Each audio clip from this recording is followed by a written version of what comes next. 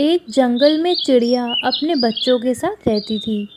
दिवाली आने में कुछ ही दिन बाकी थे और पास ही इंसानों की बस्ती में खूब चकाचौंध थी। सभी इंसान खुश थे, लेकिन चिड़िया और जंगल के जानवर बहुत ही डरे हुए हैं। सभी पक्षी नदी किनारे या पहाड़ों के पास चले जाते हैं। चिड़िया भी तैयारी कर रही होती है पहाड़ों की तरफ कुछ दिन के लिए जाने को। तभी चिड़िया के बच्चे ने पूछा, माँ, अगर दिवाली खुशियों का त्योहार है तो जंगल में सब डरे हुए क्यों हैं? हम क्यों अपना घर छोड़कर जा रहे हैं? बेटा, त्योहार तो खुशियों का ही है, लेकिन हमें डर लगता है पटाखों से। जंगल के सभी पशु पक्षी इसलिए परेशान हैं क्योंकि हर साल रॉकेट और कुछ खतरनाक पटाखों से जंगल में आग लग जाती है। न जाने कितनी चिड़ियाओं के घोंसलों में रॉकेट आकर गिर जाते हैं। ज़्यादातर पक्षियों को और पेड़ पर सोए बंदरों को इससे बहुत नुकसान होता है। इसलिए जंगल के जानवर हमेशा डरे रहते हैं और दिवाली आने से पहले ही पहाड़ों की तरफ चले जाते हैं। चिड़िया अपने पड़ोसी तोते के पास जाती है, जिसे इंसानों की भाषा बोलनी आती है, और उससे कहती है, अरे ओ तोता भैया, आप तो राजा के महल में जाते रहते हो। राजा से विनती कर दो हम जंगल वासियों की तरफ से, ताकि इंसान पटाखे ना फोड़ें और हमें अपना घर छोड़कर ना जाना पड़े। ठीक है चिड़िया बहन, मैं कोशिश करता हूँ।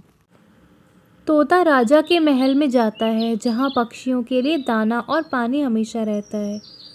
वहाँ राजा सुबह सुबह अपने परिवार के साथ सबको दाना खिला रहा होता है। राजा जी, दिवाली आने में कुछ ही दिन बाकी हैं। हम जंगल वालों की एक विनती है कि आप अपने लोगों को पटाखे ना जलाने का हुक्म दें। इन खतरनाक पटाखों की वजह से हमें अपना घर और जान दोनों गंवानी पड़ती है। राजा पशु पक्षियों के प्रति काफ़ी दयालु है। राजा सभी बातें बड़ी ध्यान से सुनता है। उसे ये जानकर बहुत अफसोस होता है और तोते से कहता है, हम इंसान भी कितने खुदगर्ज होते हैं।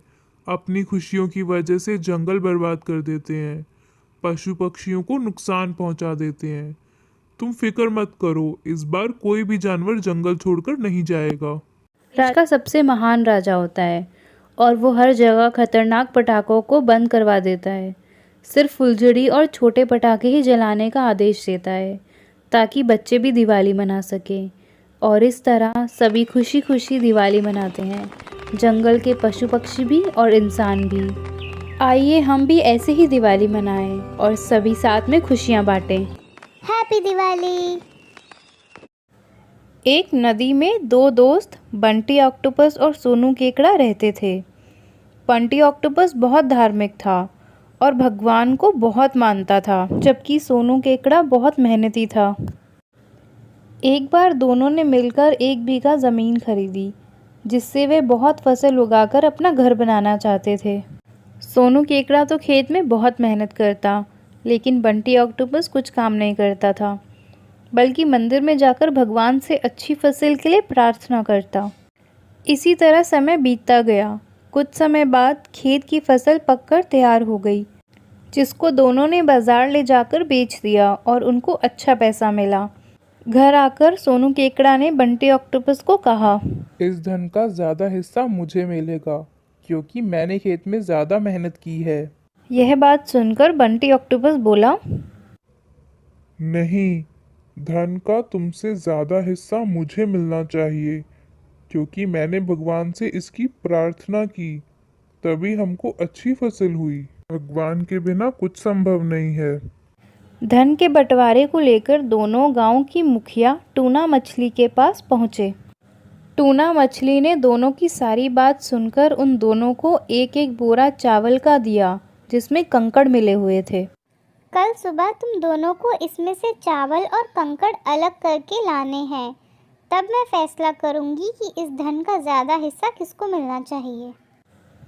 सोनू केकड़ा ने रात भर जागकर चावल और कंकड़ को अलग किया। बंटी ऑक्टोपस चावल की बोरी को लेकर मंदिर में गया और भगवान से इसके लिए प्रार्थना की।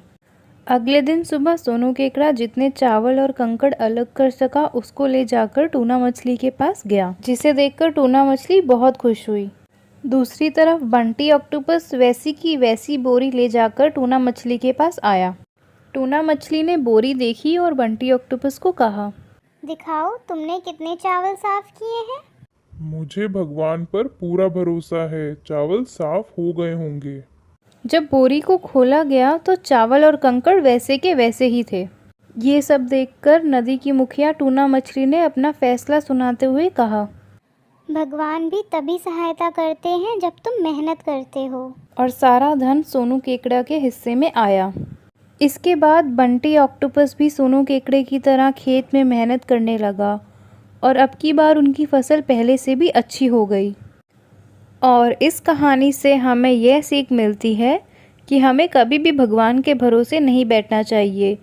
हमें सफलता पाने के लिए मेहनत करनी चाहिए।